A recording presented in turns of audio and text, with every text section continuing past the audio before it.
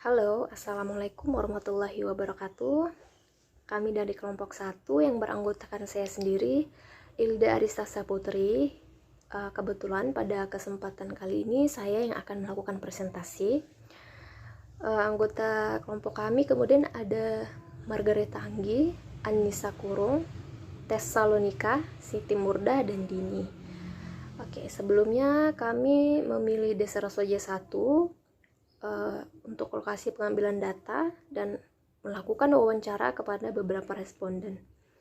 Kemudian ini ada sedikit gambaran umum mengenai Desa Rasojaya 1. Desa Rasojaya 1 adalah sebuah desa yang terletak di Kabupaten Kuburaya. Nah, desa ini tidak jauh dari ibu kota Provinsi Kalimantan Barat, yaitu Pontianak, Kota Pontianak. Desa Rasojaya 1 memiliki luas pertanian seluas 800 hektar. Maka berdasarkan SPM diperlukan 16 unit pintu air, 12.000 meter saluran irigasi, 18 liter per debit air, 26 unit hand traktor, 53 unit hand sprayer, dan 13 unit penggiling padi. Rasojaya 1 juga dikenal sebagai penghasil jagung manis. Selain itu, Kecamatan Rasojaya 1 juga merupakan kota terpadu mandiri KTM yang mempunyai akses pasar yang jelas. Petani banyak bekerja sama dengan pedagang pengumpul setempat atau sering disebut mitra. Pedagang pengumpul akan membantu dari pemberian modal usaha sampai dengan pengangkutan hasil panen, sehingga petani jagung memiliki keterikatan dengan pedagang pengumpul tersebut. Akan tetapi harga jual yang ditawarkan oleh pedagang pengumpul lebih rendah dibandingkan dengan yang tidak terikat dengan pedagang pengumpul. Kemudian di Desa Rasojaya 1 ini juga terdapat organisasi atau kelompok tani yang diberi nama Makarti Muktitama. Makarti Muktitama merupakan gabungan kelompok tani yang berfungsi sebagai wadah belajar mengajar bagi anggotanya guna meningkatkan pengetahuan, keterampilan, dan sikap, serta tumbuh dan berkembangnya kemandirian dalam berusaha tani sehingga produktivitasnya meningkat, pendapatan dapat bertambah, serta kehidupan yang lebih sejahtera bagi para petani, dan tentu saja sebagai wahana kerjasama. Secara umum, permasalahan pertanian yang sering terjadi di Desa Rasojaya adalah kondisi cuaca yang tidak menentu dan serangan hama serta penyakit. Jadi setelah kami melakukan wawancara kepada beberapa responden terkait permasalahan yang ada di lapangan yang sekiranya dapat menghambat kegiatan dan produktivitas dalam bertani. Nah, untuk masalah penyakit dan hama ini saya rasa para petani sendiri sudah bisa menangani dan ada solusinya seperti itu. Kemudian kalau untuk pengaruh cuaca ini, seperti yang dikatakan oleh responden yang cukup menjadi masalah itu adalah banjir jika hujan.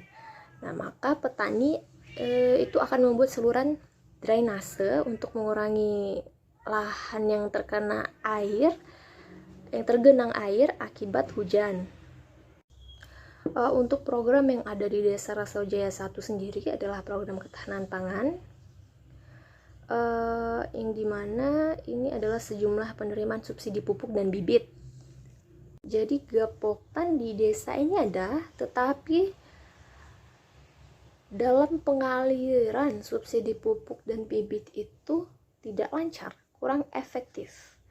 Kalaupun ada itu pasti tidak merata ke semua petani. Ada petani yang tidak kebagian, yang tidak dapat. Setelah ditanyai usulan dan saran yang dapat diberikan oleh responden kepada pemerintah, atau sebenarnya apa sih yang para petani ini inginkan dari pemerintah? Jadi petani di Desa Rasojaya 1 ini mengharapkan pemerintah melakukan pemerataan subsidi pupuk dan bibit untuk semua komoditi. Dari latar belakang permasalahan yang ada di desa ini seperti program di desa ini yang kurang berjalan dengan efektif, tidak mengalirnya subsidi pupuk dan bibit.